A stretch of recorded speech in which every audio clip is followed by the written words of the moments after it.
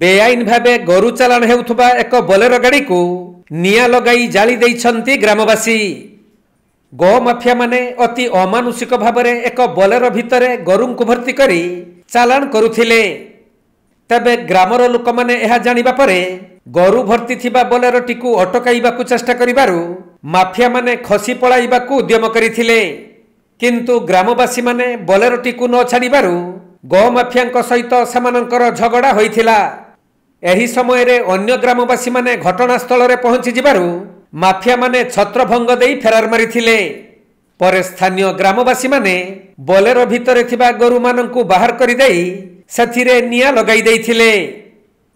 खबर पाई अग्निशम बाहिनी घटनास्थल रे पहुंची बोलेरो रे लागिथिबा नियाकु आयत्त करिथिबा बेले एपरी घटना घटिछि बालेश्वर जिल्ला सोर थाना केदारपुर पंचायतर घासुआ गाँ रे। उत्त्यक्त ग्रामवासी कबलरू गो माफिया माने खसी जाइथिले भी बोलेरो गाड़ी रे निया लगाई जाली देइछंती। एही घटना घटिबा परे स्थानीय अंचल रे चापा उत्तेजना प्रकाश पाइछि।